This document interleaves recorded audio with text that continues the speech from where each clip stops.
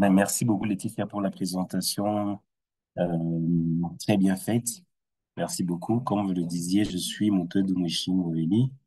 Euh, voilà, je suis ingénieur agronome de formation et j'ai pris l'orientation foresterie depuis la première année d'ingénierie.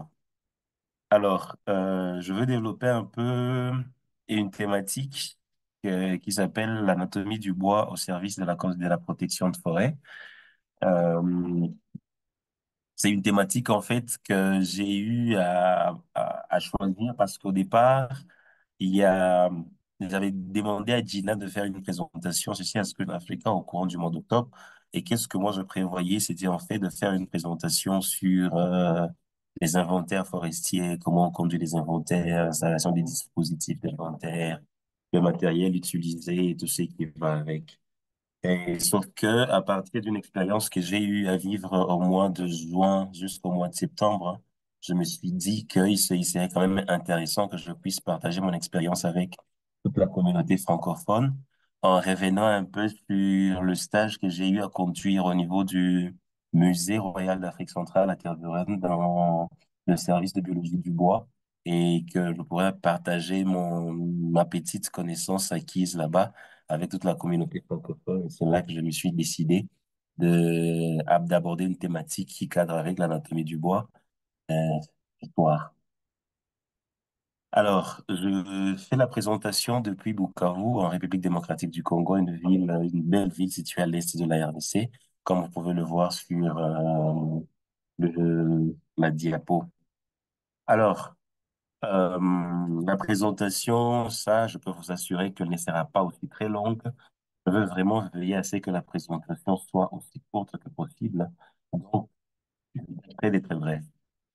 Alors, euh, nous allons commencer par les définitions. Après les définitions, nous allons faire une petite description du bois.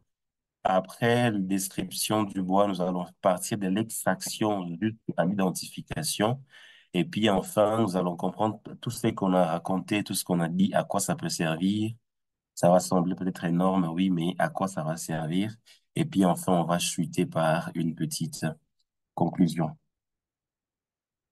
Alors, comme des coutumes, dans soirée conservation, il y a toujours une petite histoire personnelle ou qu'on a vécu ou vécu par quelqu'un d'autre qui pourrait servir de source de motivation pour les autres. Alors, je me suis décidé, en parcourant tout ce que j'avais, je me suis décidé de vous raconter une histoire, comment est-ce que je suis quand même parvenu à surmonter la phobie de l'anatomie du bois. Durant ma formation, enfin, l'université, durant la période master, je me suis quand même rendu compte que pour la plupart de mes collègues, y compris moi-même, nous avions un peu de soucis avec l'anatomie du bois, comme si nous avions peur d'affronter l'anatomie du bois, et surtout qu'à chaque fois que nous avions des examens, en tout cas, il n'y a personne qui réussissait.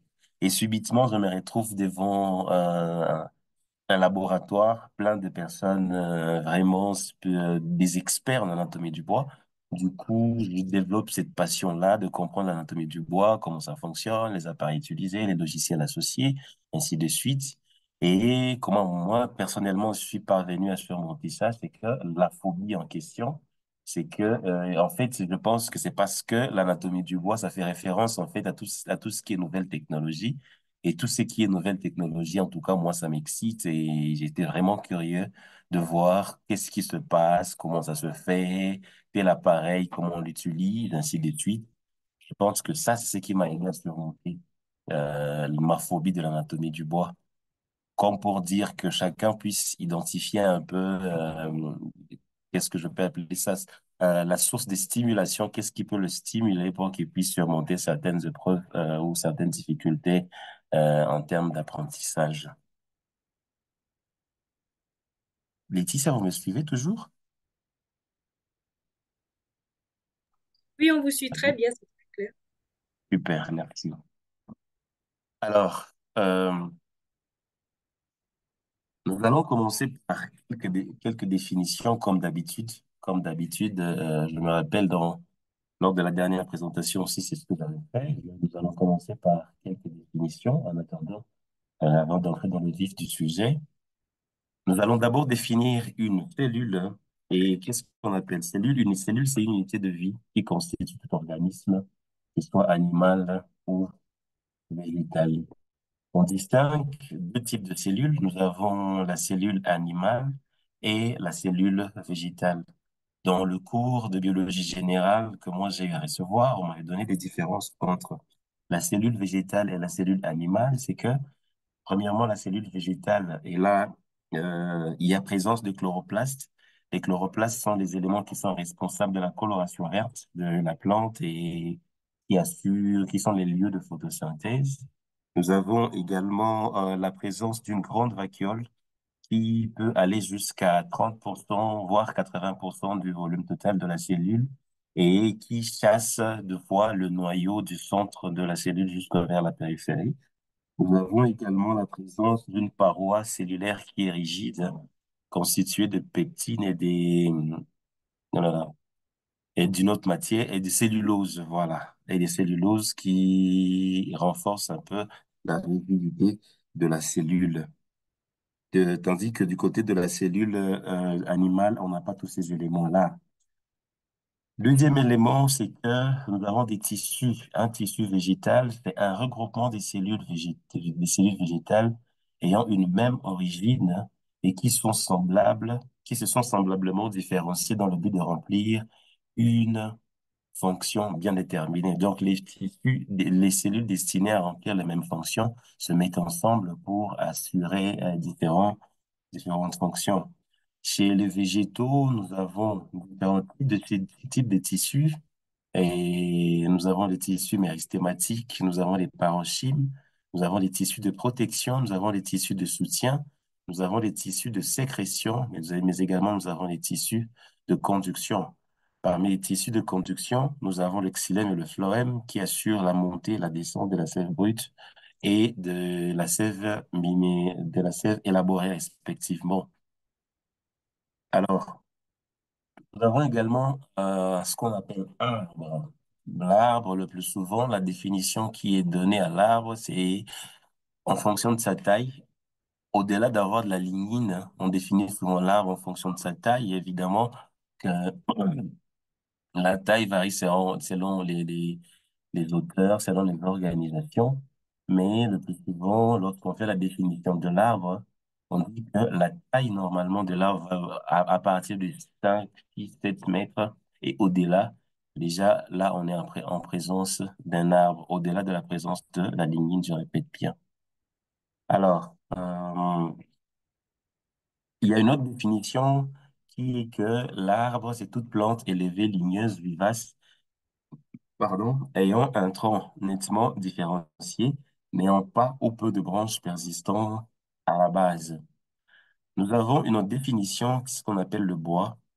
Le bois, c'est un ensemble des tissus de soutien et de conduction de la sève brute dans les tissus, dans les tiges et les racines, caractérisés par la présence d'éléments conducteurs.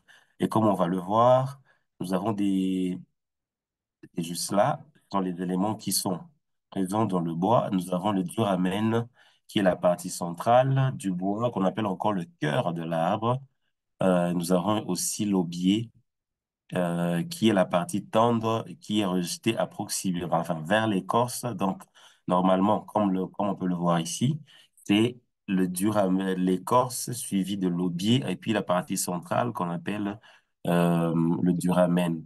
On peut également remarquer que la différence de couleur, de coloration entre l'aubier et le duramen est vraiment marquée pour certaines espèces. Pourquoi je dis pour certaines espèces? Parce qu'on a du mal à distinguer le duramen et l'aubier pour mon espèce favorite actuellement, qui est les vers. Voilà. Alors, autre élément, c'est la densité du bois. La densité du bois, c'est le rapport entre la biomasse et le volume du bois, et le volume du bois exprimé en kilomètres et en kilogrammes par mètre cube. Elle influence ses propriétés, c'est-à-dire les propriétés mécaniques du bois, comme la résistance, la durabilité, mais également la On est, maniabilité. la maniabilité, c'est-à-dire son application Ah, du c'est point de très vue bien. au niveau de l'industrie pour son utilisation. La résistance, c'est par rapport aux attaques des insectes, des champignons, ainsi de suite. Mais également, nous avons la durabilité, c'est en termes de combien de temps l'espèce peut durer lorsqu'on en a fait la fabrication des meubles, ainsi de suite. Alors, nous avons également ce qu'on appelle les directions et les plans de référence. Ce sont des directions et des plans qui sont utilisés pour observer justement la structure du bois. Et parmi ces éléments, nous avons trois types de directions de référence. Nous avons ce qu'on appelle la direction longitudinale, suivant l'axe du tronc, comme on peut le voir sur les schémas à côté. On l'a appelé ici direction axiale. C'est la direction longitudinale qui suit vraiment l'axe du tronc. Nous avons la direction tangentielle qui est tangente au sein des croissances. Les seins de croissance en français facile, je peux dire, ce sont des anneaux circulaires qui se forment à chaque fois qu'il y a un changement des saisons qui serait prolongé sur le végétaux, mais beaucoup plus marqué dans la région tempérée que dans la région tropicale. Nous avons également la direction radiale. Allô? Ah, cikin tuba warware kanga.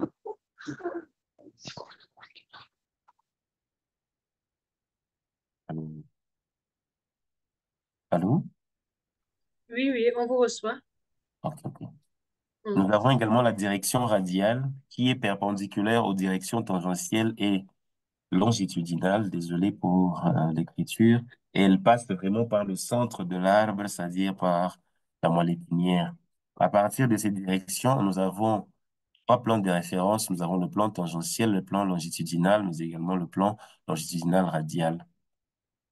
Alors, lorsque on fait la description du bois, qu'est-ce qui se passe souvent? C'est tout à fait normal. C'est tout à fait normal que lorsqu'on fait la description du bois, on commence par des aspects qui sont macroscopiques, c'est-à-dire ce qu'on peut voir peut-être à l'œil nu. Par exemple, la disposition des feuilles qui se peuvent être composées de feuilles simples, opposées, verticillées, ainsi de suite. On peut également décrire la forme du tronc, je ne sais pas moi, rectiligne, tronc avec des ramifications à la base, ainsi de suite. Ça, c'est tout à fait normal lorsqu'on fait la description du bois.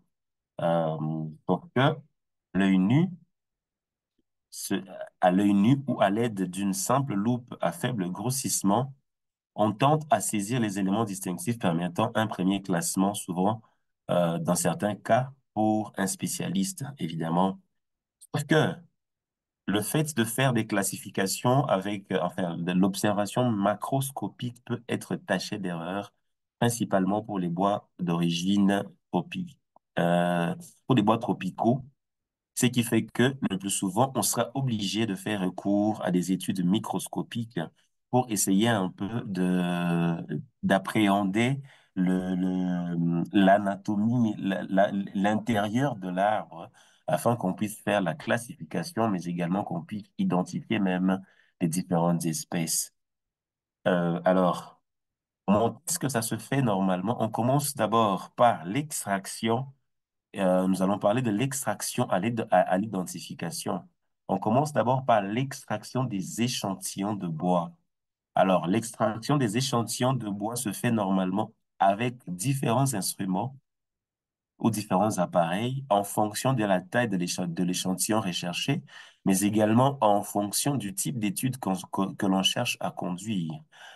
Ici, nous allons principalement nous focaliser sur des études d'ordre microscopique, de la collecte de des échantillons de petite taille pour que on puisse un peu voir ce qu'il y a à l'intérieur de l'arbre.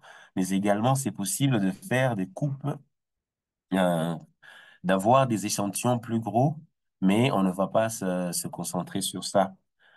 Alors, les différents appareils ou instruments qu'on peut utiliser, voici un exemple. Pour les échantillons plus de grande taille, on fera justement recours à une tronçonneuse à droite. On va faire recours à une tronçonneuse pour récolter les échantillons. Il y a tout un processus qui suit après.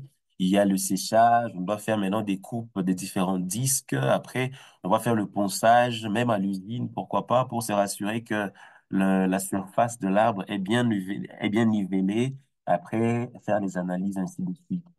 Alors, à gauche, nous avons ce qu'on appelle la tarière de Chrysler. C'est vraiment une tarière c'est une tarière constituée d'une mèche et puis il y a une sorte de pédale qui permet d'enfoncer enfin l'appareil jusque au niveau de la moelle de l'arbre. Nous avons également à côté ce qu'on appelle le tréfort. Celui-ci, c'est pour collecter des échantillons plus petits, pardon, le plus souvent qui ne vont pas jusque à la moelle de l'arbre.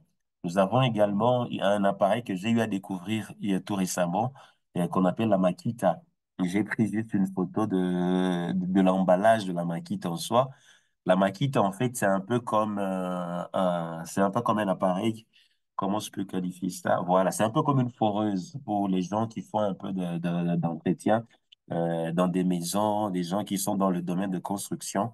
La Makita, souvent, elle est utilisée dans ce sens-là, sauf que ce sont des mèches qui vont maintenant changer pour permettre un peu que l'appareil qui fonctionne avec des batteries, des piles chargeables, puisse entrer vraiment, puisse percer l'arbre. Et pourquoi on a commencé à utiliser la Makita actuellement? C'est parce que il y a différentes densités de bois. Parfois, la tailleur de Pressler qui était souvent utilisée, deux fois, elle peut rester coincée dans l'arbre. Mais avec la Makita, quand même, vu qu'elle utilise une force motrice plus grande, elle a quand même la facilité, la possibilité d'entrer et de quitter facilement dans le bois. Nous avons également, après avoir collecté des échantillons, il y a ce qu'on appelle la conservation des échantillons de bois. La conservation se fait pour des échantillons de petite taille, hein. Nous allons d'abord utiliser, les échantillons d'abord sont appelés des carottes. On a extrait des carottes de bois. Ces carottes-là peuvent être directement glissées dans des papiers en paille. Et puis les papiers en paille qui seront roulés comme des enveloppes, un peu comme des sucettes pour des gens qui prennent des canettes sucrées ou bien voilà, pour la boisson, si je peux le dire comme ça. On va utiliser ces genres de papier d'épicateurs qu'on a roulés de cette manière-là, ou bien carrément acheter des papiers qui sont adaptés à ce système-là pour que on puisse y introduire des échantillons de bois, des carottes de bois qui ont été collectées à partir des différents instruments cités. Sauf que pour la Makita aussi, c'est que le volume du bois qui est extrait, le plus souvent, il est plus grand comparé à ce qui est extrait par la tailleur de Pressler. Du coup, pour la Makita, le plus souvent, on va faire recours à des bocaux, des bocaux, là où on va mettre un peu les échantillons et les conserver au frais. On veillera maintenant mais si la carotte de bois a été fragmentée, on va se rassurer que le tout a été présenté suivant la manière dont ça s'est succédé, c'est-à-dire de l'écorce jusque vers la moelle ou inversement. On veillera également à bien identifier la paille, là où on a écrit toutes les informations nécessaires, de sorte que on ne puisse pas se tromper lorsqu'on va faire des études qui sont plus approfondies, c'est-à-dire lors des identifications des échantillons, lors des études microscopiques. Alors, après avoir fait l'extraction, la conservation au terrain ou sur terrain, nous allons maintenant procéder à des analyses, à des manipulations au laboratoire. Mais comme tout le monde le sait, que au laboratoire, on ne va pas au laboratoire pour jouer. Normalement, lorsqu'on va au laboratoire, on doit se rassurer que on respecte réellement les consignes de sécurité qui ont été données. Et parmi les consignes de sécurité, notamment, il y en a quelques-uns ici. Euh, il y a la non-consommation, par exemple. On ne boit pas dans le labo, on ne mange pas dans le labo.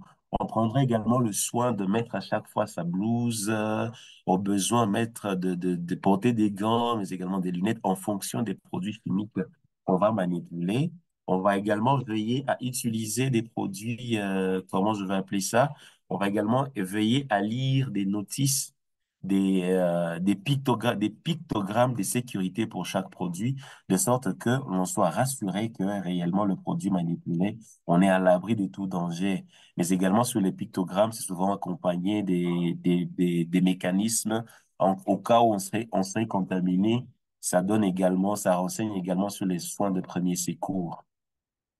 Alors, toujours au laboratoire, on va faire la préparation des solutions qui seront utilisées pour la conservation, la manipulation des échantillons de bois.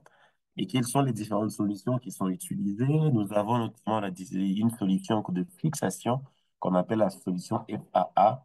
Nous avons une solution de conservation. Le plus souvent, on utilise l'éthanol à 50%. Nous avons une solution de ramollissement.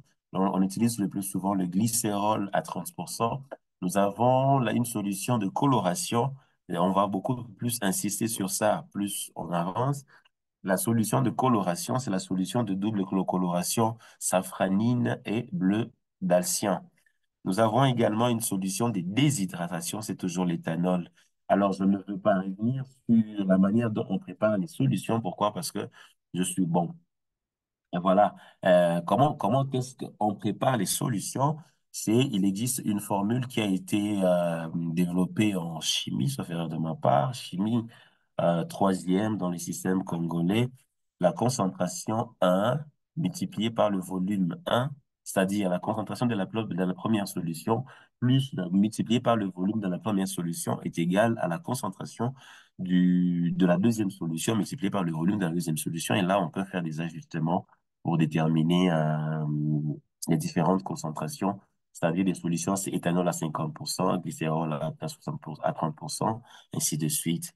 Alors, une fois qu'on est sûr que la préparation des solutions a été faite avec précision et on a déjà le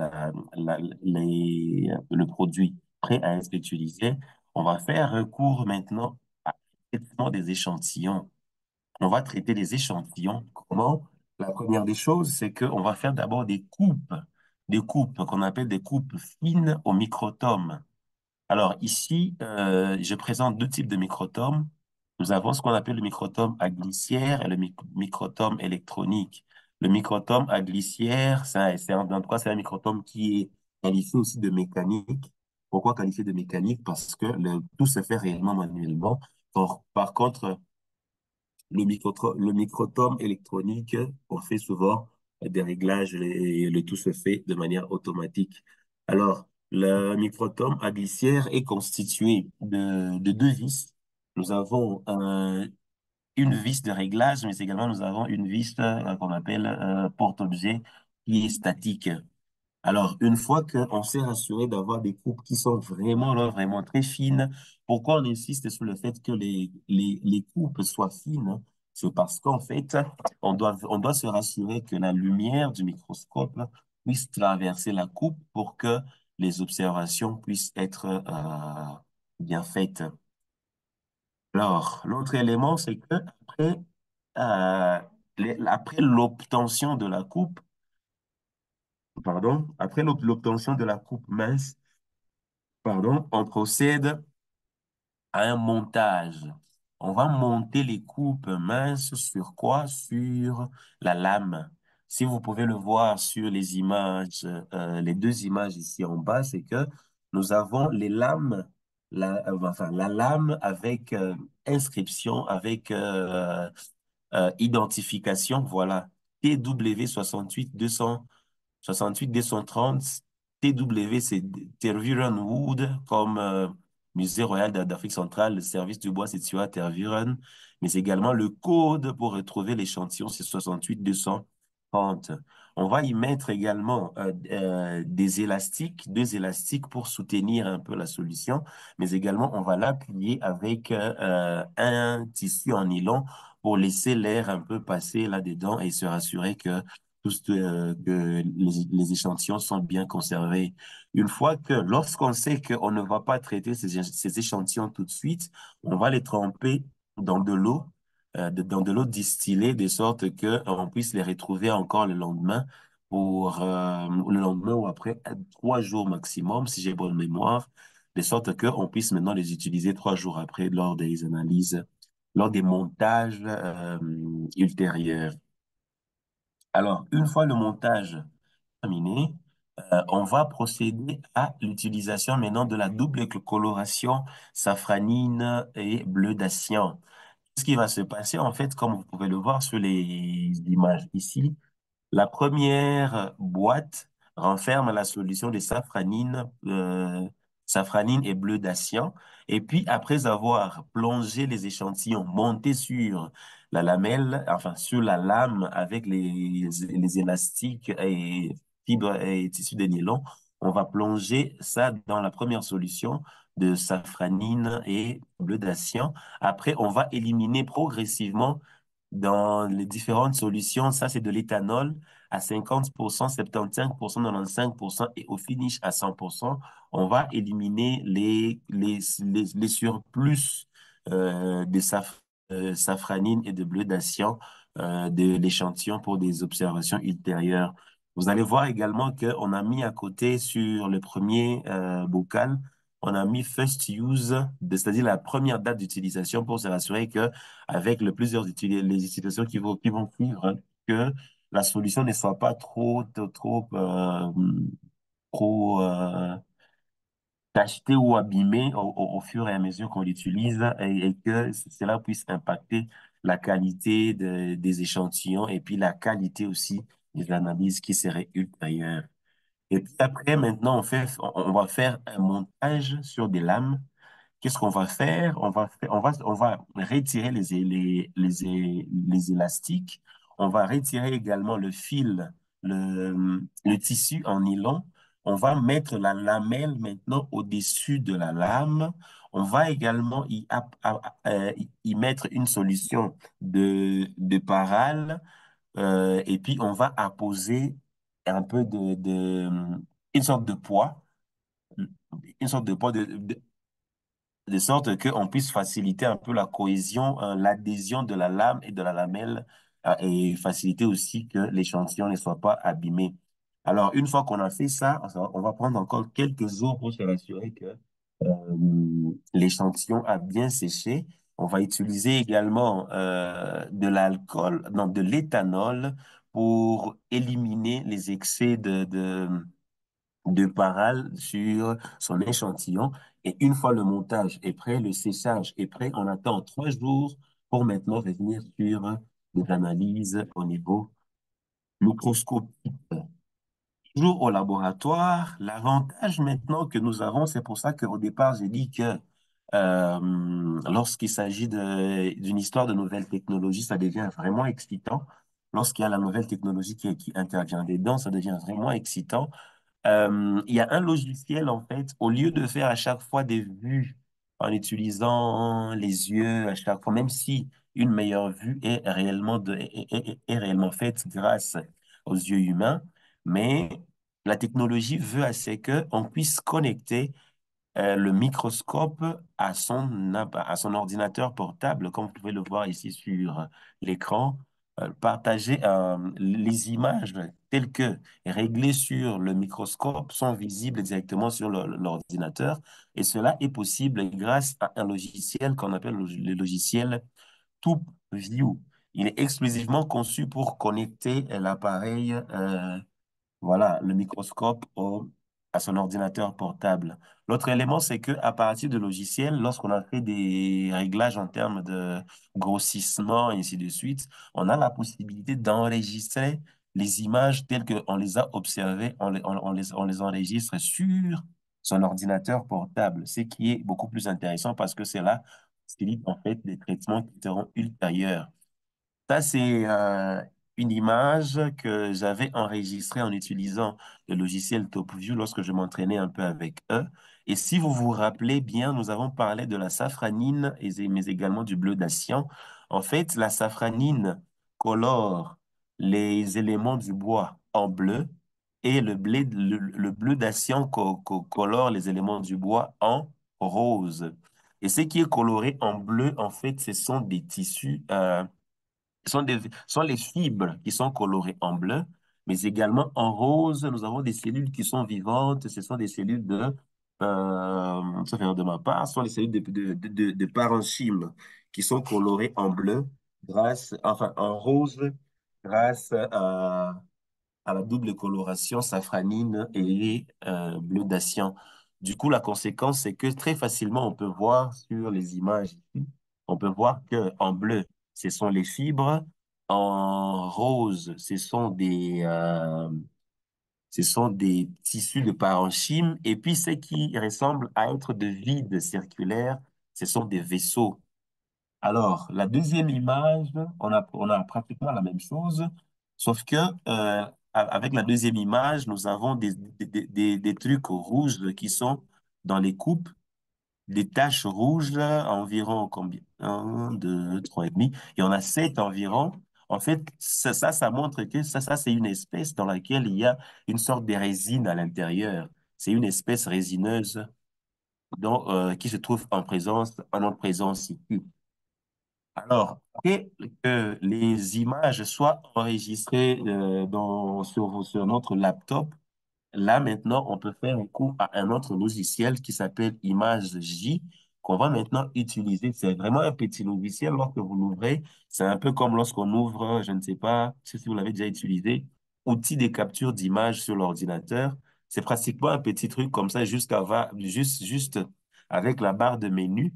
Et puis, on fait maintenant des manipulations en puissant maintenant dans la barre de menu.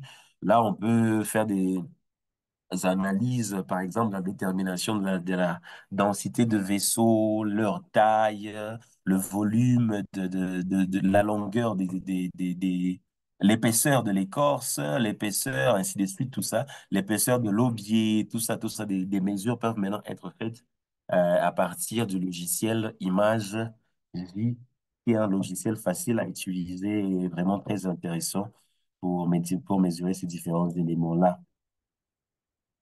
Alors, tout ceci, à quoi ça peut servir lorsqu'on fait des manipulations comme cela? Euh, la première des choses, c'est que ceci permet d'avoir une identification précise des espèces. Lorsque on sait que non, voilà, telle espèce est caractérisée par ceci, les observations macroscopiques étant possiblement taché d'erreur. Je n'ai pas dit que c'est toujours taché d'erreur, mais possiblement taché d'erreur parce que, on va le voir, il existe des espèces de bois qui se ressemblent morphologiquement. Et ça existe. Exemple, les espèces comme l'iroko, le Millésia excelsa, et le Tectonia grandis, il y a possibilité de confondre les deux espèces visuellement parce que ça se ressemble pratiquement. Nous avons également le sipo, Entendophragma utile, mais également l'acacia africain. Nous avons également le palissade de Madagascar qui se ressemble avec le bois de rose brésilien, pour ne citer que cela. Ça, c'est pour montrer que c'est réellement possible que l'on puisse se tromper, que l'on puisse faire des confusions lorsqu'on fait des identifications à l'œil nu. Alors, la confusion ne se limite pas seulement au niveau des espèces différentes. Il peut arriver même que au sein d'une même espèce, pardon, au sein d'une même espèce, il peut arriver que l'on puisse faire de confusion dans l'identification. Les espèces appartenant à un même genre, pardon, c'est possible que l'on puisse faire des confusions. Je donne l'exemple, nous avons les espèces du genre Pterocarpus, pardon. Nous avons des espèces du genre Pterocarpus, notamment nous avons le Pterocarpus soyoxy et le Pterocarpus tinctorius. La ressemblance, elle est vraiment, alors vraiment pratiquement la même. Nous avons également les espèces du genre, l'espèce Pterocarpus angolensis et Pterocarpus soyoxy et l'autre espèce là, ça se ressemble totalement. Nous avons également les espèces du genre d'Albergia. Nous avons les d'Albergia nigra et les d'Albergia latifolia qui, morphologiquement, en termes de couleur, en termes de tout ce qui va avec, la ressemblance, elle est vraiment frappante.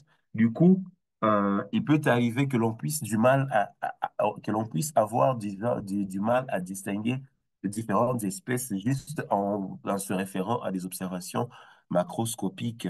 Pourtant, maintenant, de nombreuses espèces, comme celle du genre d'Albergia, sont protégées par la liste de la CITES Il existe une liste de la CITES qui classifie, qui classe les espèces. La CITES, c'est la Convention sur le commerce international des espèces de la faune et de flore sauvages menacées d'extinction. Il y a notamment le Dalbergia nigra qui est inscrit sur la liste de la CITES. Du coup, pour faire sur le marché, pour éviter des confusions, on va faire recours maintenant à l'anatomie du bois à partir des éléments internes, notamment les vaisseaux, les parenchymes, les fibres. On va faire également des tests chimiques en termes d'ADN pour identifier avec précision les espèces d'Albergia, parce que la ressemblance, elle est vraiment frappante. À cela, ça joue vraiment un rôle, petit 1, pour l'anatomie du corps en termes d'identification des espèces et surtout différencier les différentes espèces, même celles appartenant à un même genre. Nous avons également, au début, on a parlé de la densité du bois, même si je ne reviens pas sur le protocole de la mesure de la densité du bois au niveau du laboratoire. La densité du bois, c'est également un élément intéressant qui va déterminer les différents usages possibles du bois. La densité du bois, pour ceux qui font les mesures de carbone et tout ce qui va avec, on va se rendre compte justement que la densité du bois, elle est utilisée dans les équations allométriques. On va faire écho à la densité du bois pour déterminer le stock de carbone dans le bois, pour estimer la biomasse. Ah, biomasse puis carbone, OK. On va faire la biomasse et puis le stock de carbone après, ainsi de suite. Mais également, la densité du bois va déterminer les propriétés physiques et mécaniques du bois. Et par conséquent, la densité du bois, c'est un élément important va- qui va dire dans quelles circonstances, où est-ce qu'on va utiliser le bois. Je donne un exemple, c'est que euh, les espèces du genre, par exemple, le genre Hevea avec Hevea brasiliensis, sa densité, elle est vraiment faible, ce qui fait que son utilisation pour des fins d'intérieur ou bien des meubles qui peuvent être en contact permanent avec l'eau, ça ne se fait pas parce que la densité du bois, elle est vraiment faible. Nous avons également les espèces du genre, par exemple, de la famille des ébénacées, que la situation est telle que ce sont des espèces qui pèsent avec une densité qui est vraiment élevée. Du coup, ça donne du bois qui est vraiment résistant. Et la conséquence avec le bois résistant, c'est que il se prête à différents usages, notamment dans le domaine dans l'industrie de construction, ainsi de suite. Alors, voilà, ça détermine également la capacité de résistance du bois à des agents biologiques ou des attaques extérieures avec des champignons, des insectes, ainsi de suite. Troisième élément, à quoi peut servir l'anatomie du bois pour la protection et la conservation des forêts, c'est que ça peut également servir dans le choix des espèces pour la réforestation. Lorsqu'on veut faire la réforestation, on peut également se baser sur l'anatomie du bois afin d'identifier les espèces qui peuvent être appropriées. Nous allons prendre l'exemple, on dirait que les espèces qui ont des vaisseaux plus petits, on a vu des vaisseaux quelque part sur l'image, j'ai montré les fibres, j'ai montré également les tissus, les cellules de parenchyme, mais également les vaisseaux.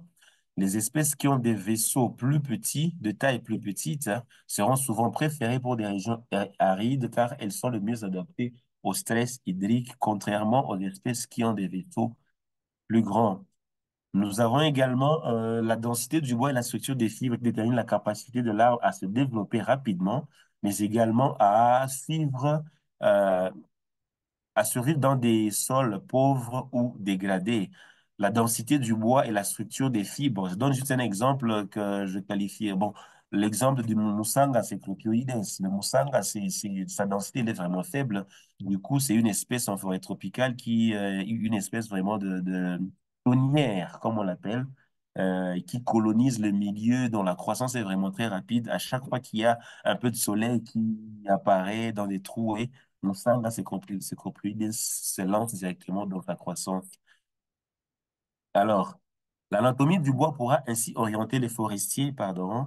L'anatomie du bois pourra ainsi orienter le forestier dans le choix des espèces pour la reforestation. Donc, ça aide à il y a une identification précise. Ça aide également dans le choix, dans la détermination de certains paramètres comme la densité, qui est un élément super important, mais également dans le choix des espèces pour la reforestation. En bref, qu'est-ce que nous pouvons retenir?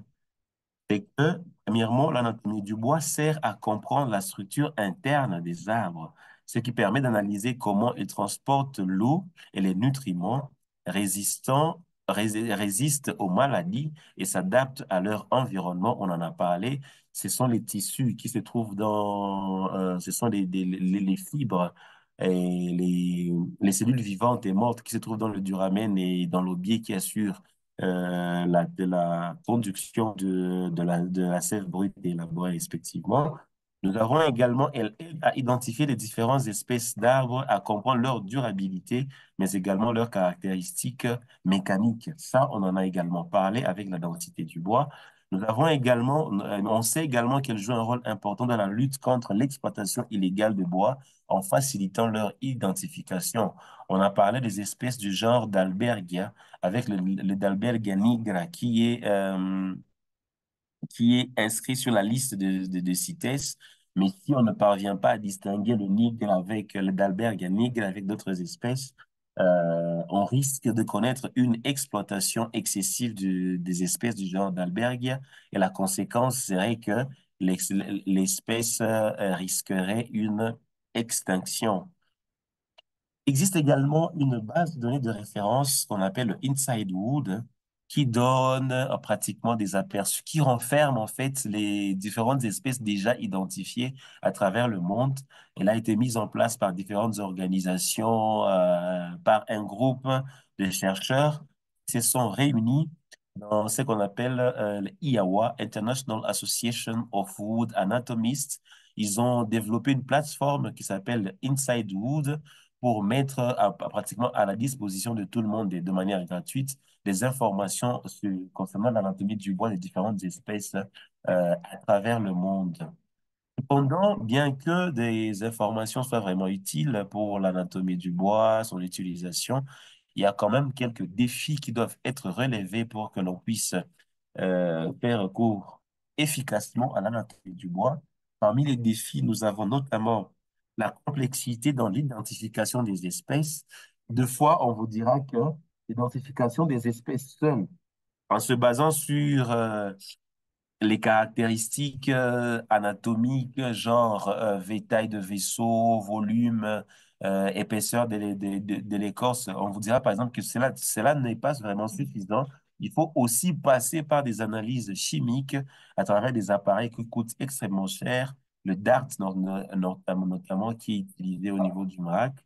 Nous avons également l'applicabilité sur terre, sur terrain, pardon, dans l'identification des espèces. Il y a ce souci-là également. Le souci, c'est que, comme vous l'avez remarqué, on est à chaque fois obligé de prendre des échantillons de bois, que ce soit au niveau microscopique ou que ce soit au niveau de choix des disques. On va prendre des échantillons pour aller les analyser au niveau du laboratoire. Pratiquement sur terrain, l'identification est vraiment difficile si on présente euh, un individu directement devant soi, on te dit non, mais deux espèces de Dalbergia différencient les deux espèces. En tout cas, c'est vraiment difficile d'identification sur le terrain. Pire encore pour nous qui sommes encore des profanes dans ce domaine-là. Nous avons également le besoin en technologie. Ici, je vois surtout le matériel. Les appareils qui sont utilisés coûtent extrêmement cher. Nous avons des appareils comme le DART pour des analyses chimiques qui coûterait dans plus de 20 000 dollars. Nous avons des matériels, des logiciels qui sont utilisés pour l'identification, qui nécessitent à chaque fois des abonnements, euh, l'achat de licences de manière régulière et permanente. Nous avons également le matériel qui est utilisé, des simples microscopes avec tout ce qui va avec caméra insérée, table motorisée, tout cela coûte également. Ça prend vraiment aussi beaucoup d'argent pour cela. C'est parmi les défis que il faut vraiment parvenir pour que l'on puisse utiliser efficacement l'anatomie du bois dans la conservation des espèces. Par contre, quand même, pour l'applicabilité sur le terrain, On essaie d'utiliser mais actuellement l'intelligence artificielle.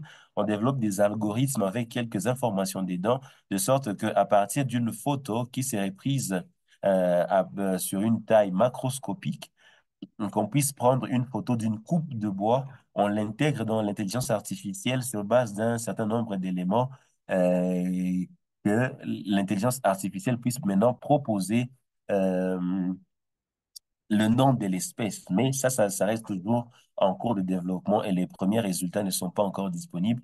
On espère que d'ici 1 ou 2 années, ça va arriver et qu'on sera capable d'utiliser ces algorithmes-là.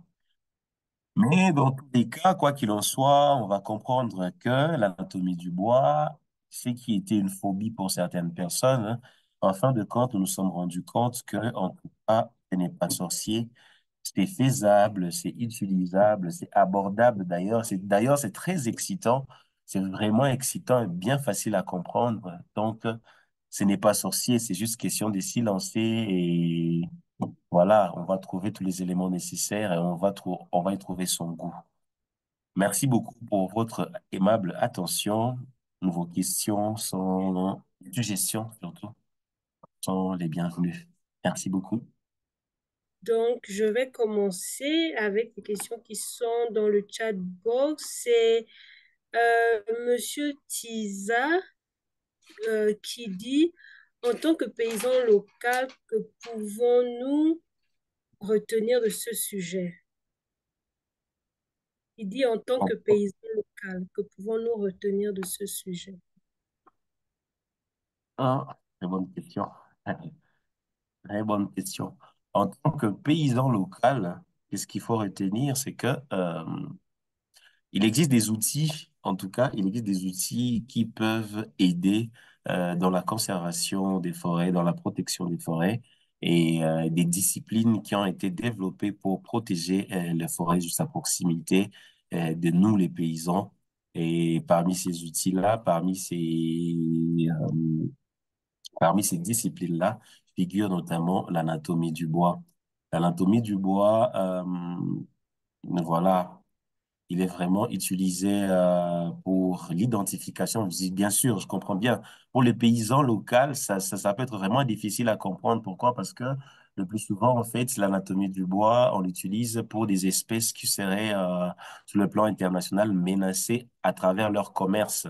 Du coup, il y a cette nécessité-là d'identifier des espèces parce que la surexploitation, elle est vraiment euh, il est à la porte, je peux le dire comme ça. Par contre, pour les paysans locaux, lorsque on sait que dans sa zone, par exemple, nous avons des espèces du genre d'albergue, si on sait que dans sa zone, nous avons des espèces du genre Pterocarpus, qui sont des espèces qui font partie d'un groupe de bois qu'on appelle les espèces de le rosewood, le bois de rose.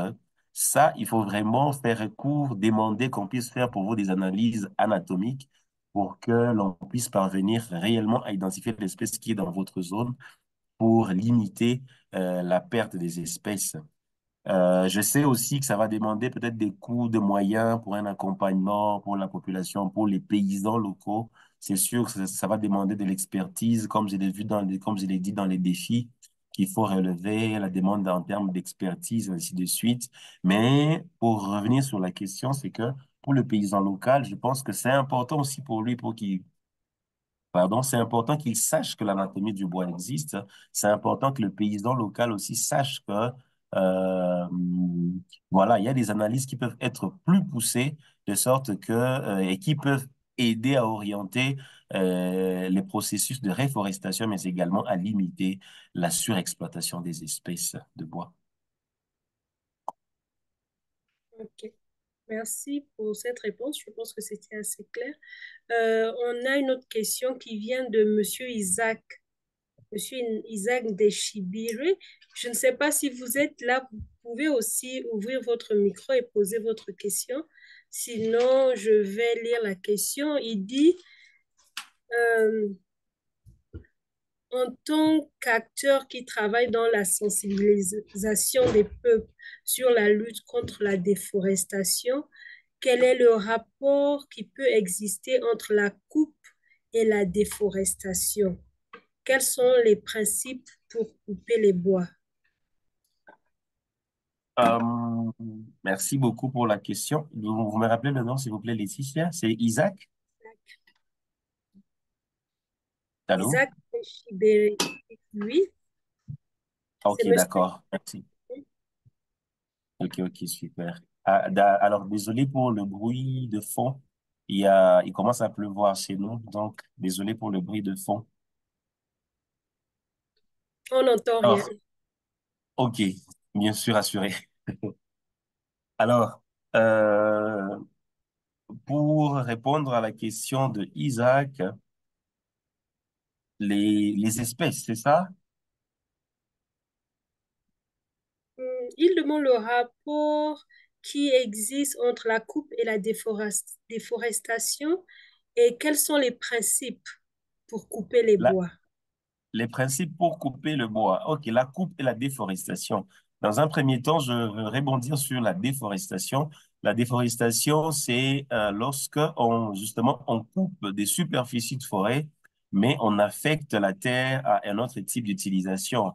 C'est-à-dire, par exemple, lorsque nous sommes en présence d'une forêt, on coupe 0,5 hectares et puis on remplace cet espace-là, on y met, par exemple, un terrain de football ou bien on y construit des routes ou des écoles. Là, on a fait ce qu'on appelle la déforestation. Par contre, la coupe, elle peut être, c'est juste lorsqu'on abat un arbre, on l'a coupé. Les principes d'exploitation, le principe de coupe des arbres, c'est que dans la plupart des cas, je prends un exemple en termes d'aménagement forestier. Lorsque nous sommes en présence d'une industrie forestière qui serait spécialisée dans l'exploitation du bois, il y a des normes qui sont fixées dans chaque pays, notamment avec ce qu'on appelle le diamètre minimum d'exploitabilité. Nous avons le diamètre minimum d'aménagement qui réglemente en fait, en fonction de chaque espèce, le diamètre à hauteur de poitrine le DHP auquel on est autorisé à abattre un arbre.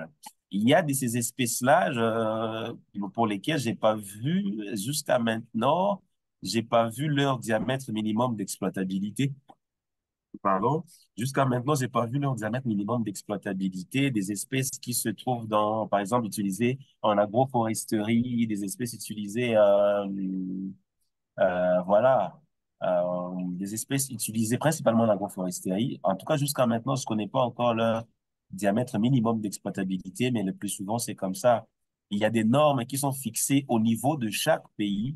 Le diamètre minimum pour abattre un arbre, c'est celui-ci. Le diamètre minimum pour abattre un arbre, c'est celui-ci. Et comme l'a dit notre collègue dont j'oublie le nom, qui fait son stage au Gabon, il a dit, par exemple, voilà, c'est parmi les normes aussi, quand vous en coupez, il faut aussi planter les autres pour assurer la régénération après. Il nous a dit qu'au Gabon, on en coupait. Quand vous coupez un arbre, vous en plantez neuf. Ben voilà, c'est aussi un exemple des normes d'exploitabilité des espèces forestières ou des arbres en fonction de chaque pays. Ok, merci. On apprend beaucoup ce soir. Merci pour cette réponse très informative. Je vois Monsieur David Mouloumé et Monsieur Gracier Tizan ont leur main levée. Ne les baissez pas, je vais vous donner la parole maintenant. Je vais d'abord lire la question de Monsieur Julien Batik qui est dans le chat box. Il dit, dans le cadre de la conservation d'une espèce de bois potentiellement en voie de disparition, est-il facile de l'adapter à une région qui présente des caractéristiques similaires à celles de son habitat d'origine?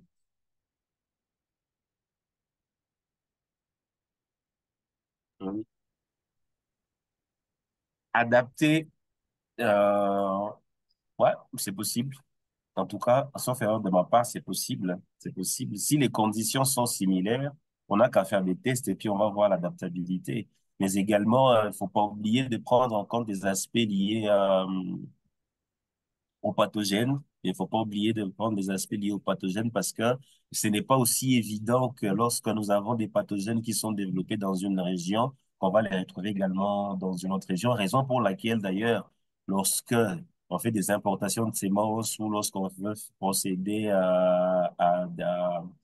à un échange, des clones, ainsi de suite, raison pour laquelle on met toujours des espèces, des semences ou des plantules en quarantaine pour s'assurer que c'est exempt de maladies et tout ce qui va avec. Parce que c'est pas aussi évident qu'on va trouver des ravageurs, enfin, les mêmes pathogènes ou importer des pathogènes là où il n'était pas, ainsi de suite. Mais je pense que lorsque les conditions sont similaires, on peut mener des essais, des tests pour essayer de voir si ça peut toujours se faire. Je vois dans le contexte de chez nous, par exemple, il y a des gens qui font des essais non, non, c'est pas le même contexte de la question, je crois. Ouais,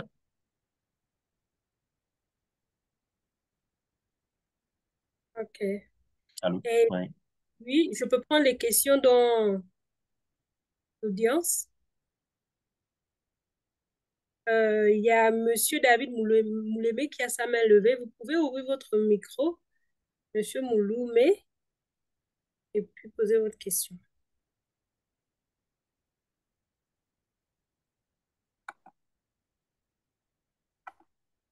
Merci, merci bien, Madame Laetitia. Bonsoir à tous. Bonsoir, Élie. Bonjour, C'est David. c'est un plaisir. Malheureusement, j'ai raté le train, mais quand même, je l'ai rattrapé en route. Je te félicite énormément pour cette belle présentation qui a été instructive. J'ai deux Merci. petites questions et une curiosité à la fin. Ouais. Ma première petite question, dans la communication, il était dit qu'on devait parler de l'anatomie du bois et la conservation des forêts. Dans la présentation, par contre, j'ai vu l'anatomie du bois et la protection des forêts. Est-ce que, il y a une nuance entre les deux? Y a-t-il une nuance entre la protection des forêts et la conservation des forêts?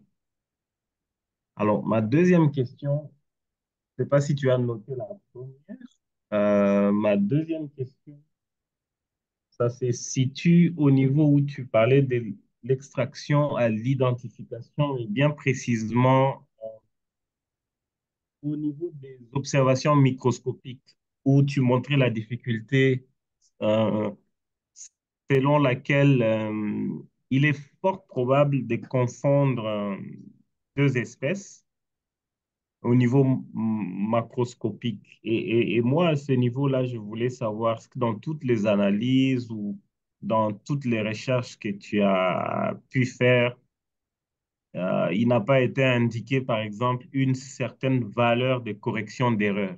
Est-ce qu'il n'y a pas de valeur de correction d'erreur pour finalement résoudre ces défis-là? Et ma petite curiosité, est-ce que tu as demandé la source de ton appareil là qui s'appelle Makita? Ce n'est pas un nom qui vient de la RDC, par exemple?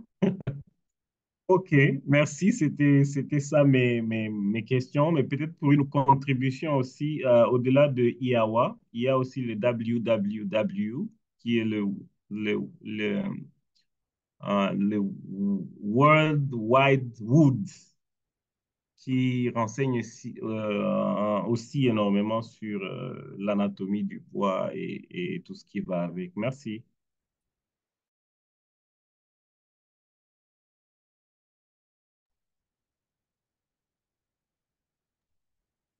Merci beaucoup, David, pour ton observation, pour les questions aussi.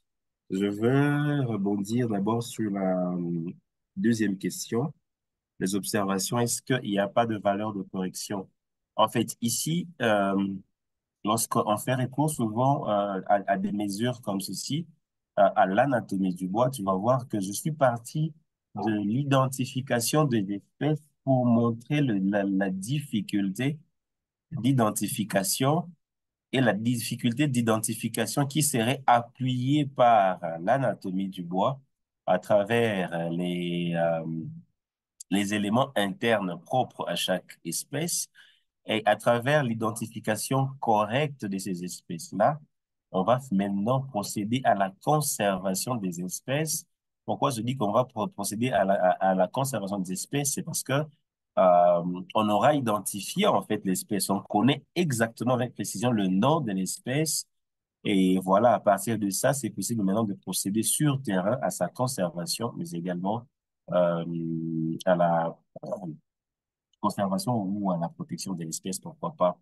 Il y a également les facteurs de correction, par contre, là où peut-être qu'il fallait demander en termes de facteurs de correction, c'est par contre au niveau de la mesure de densité du bois, au niveau de la détermination de la taille de vaisseau, parce que là, ça devient vraiment ça devient du quanti, tu vois quoi.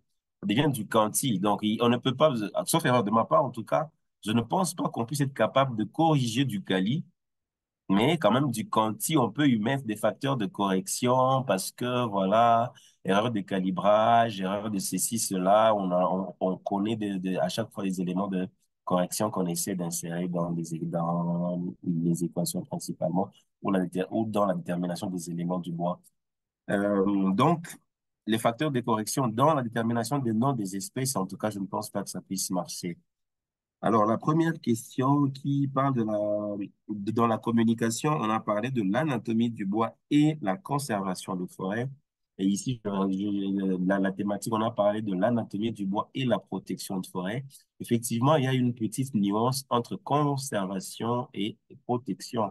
La protection, sauf erreur de ma part, c'est que on assure vraiment c'est comme si on fixait des mesures sur terrain qui empêcheraient même une exploitation de forêt, si je peux le dire comme ça, de certaines espèces. Par contre, la conservation, même si vous exploitez, mais on fait un effort de garder les espèces telles que les espèces sont, et on les garde in situ, sur place.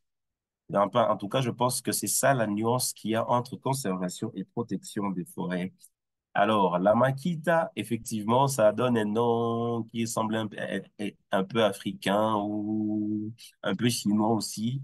Mais je n'ai pas posé de questions sur l'origine de l'appareil. Mais la Makita, en tout cas, elle est vendue pratiquement partout j'en ai vu dans une maison qu'on appelle Bricole, là où on vend des instruments juste pour des travaux ménagers. La Makita était là. Mais sur l'origine du nom, en tout cas, je ne saurais pas. Et merci beaucoup pour l'information pour le www. C'est noté en tout cas Enfin, je vais chercher aussi des informations sur le www et enrichir mes connaissances et pourquoi pas mes futures présentations. Merci beaucoup.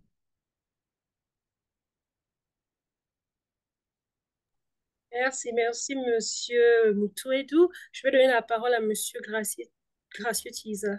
Bonsoir à tout le monde, bonsoir. C'est Monsieur Isaac qui est connecté au compte de Gracier, faute de techniques de communication. Mais je voulais juste revenir sur ma question. Ma question que j'ai posée par rapport aux interventions du prestateur.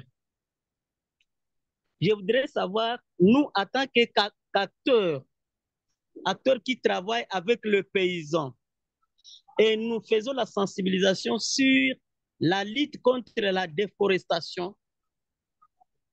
Et maintenant, quel est le rapport qui existe entre la coupe et la lutte contre la déforestation? Sinon, pour nous, la coupe, c'est un défi parce que ce sont des abattages auxquels nous, on lutte contre ça. Je voudrais les rapports qui existent entre les deux. Merci beaucoup. À vous, Isaac Newton.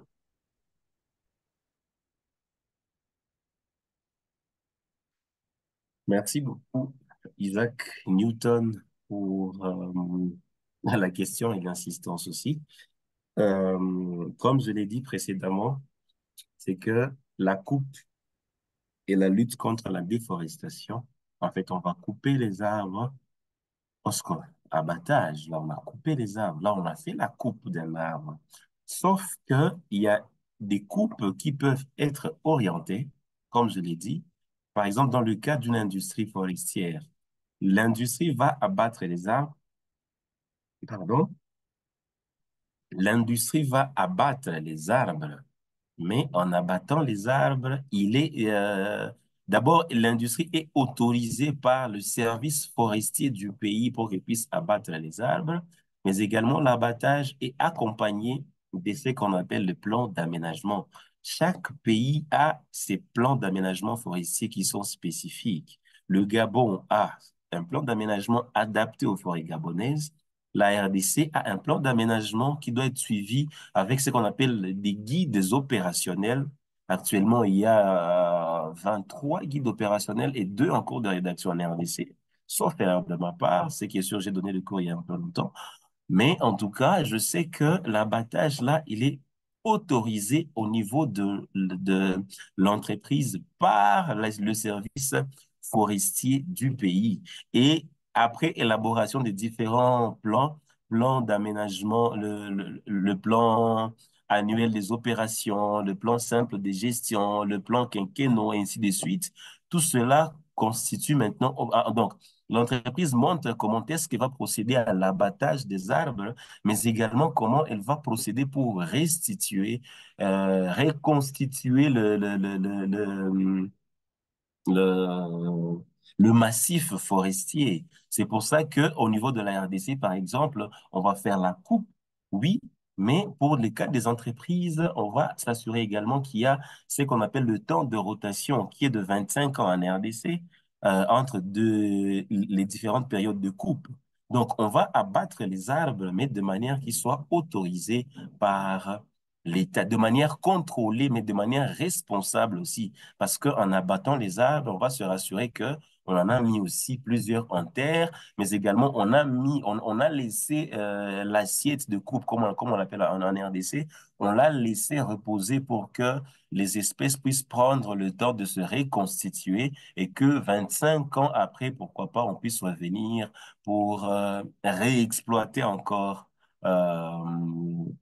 l'assiette en soi, la parcelle, la superficie en soi.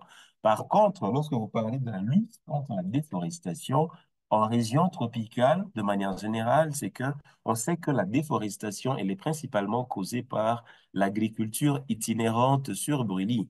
C'est quelque chose qui n'est pas contrôlé par les services forestiers. Ça arrive de manière, juste, non, voilà, on veut mettre un peu de champ ici, on en fait passer le feu, c'est tout. Les services forestiers ne sont même pas consultés.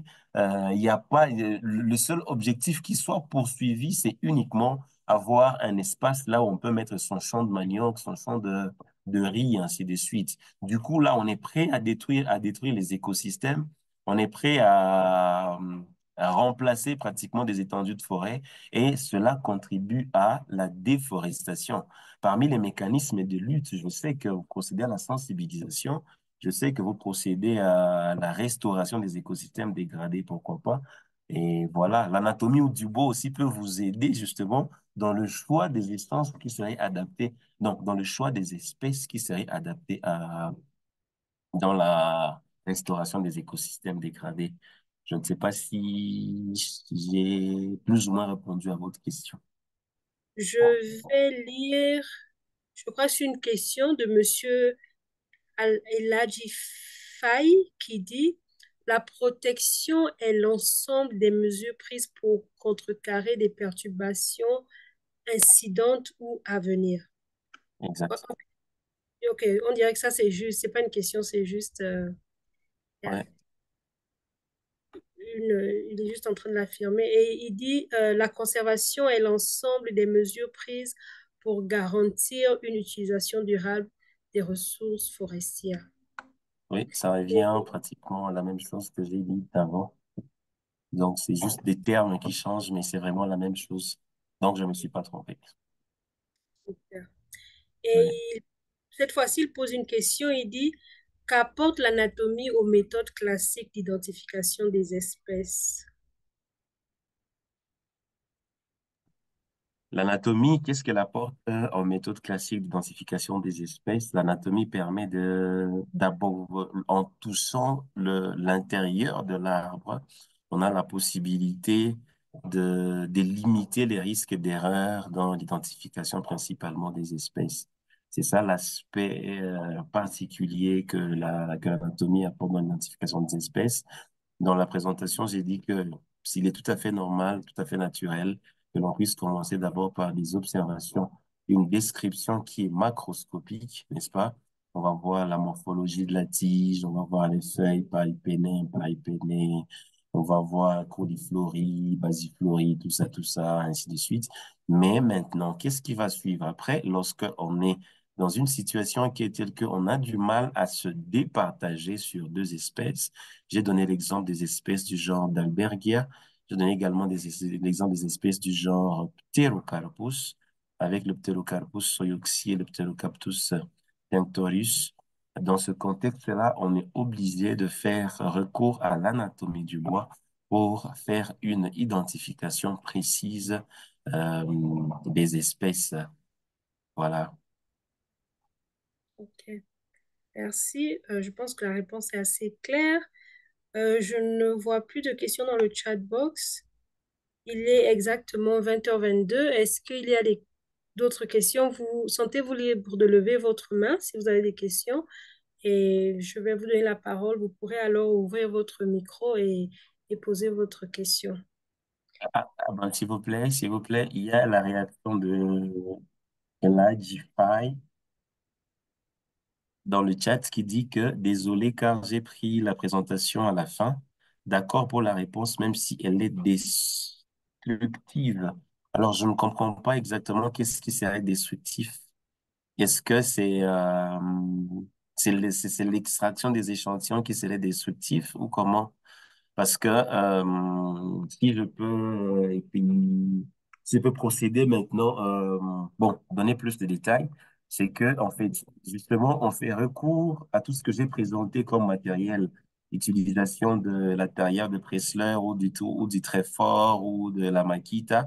Le but, justement, c'est éviter d'abattre l'arbre. C'est pour ça qu'on va extraire des échantillons qui vont de là-bas, de l'écorce jusque vers la moelle pour assurer l'identification des espèces à partir de ces caractéristiques internes. Euh, alors, la méthode qui serait destructive, je suis d'accord, mais actuellement, ce n'est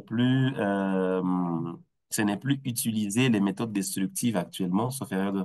Oui, il y a des équations allométriques qui ont été conçues sur base des méthodes destructives, mais maintenant, ils permettent de shifter vers des méthodes qui sont non destructives. C'est en ce sens-là aussi que l'anatomie du bois s'est développée, sauf erreur de ma part, encore une fois, c'est que on fait recours à tout cela pour limiter justement l'abattage des arbres, mais également la destruction des écosystèmes. Ah, ok. Ok, là, je comprends mieux et je suis satisfait. Merci beaucoup. Ok, merci. Merci beaucoup à Monsieur Elie Moutouedou pour ces éclaircissements.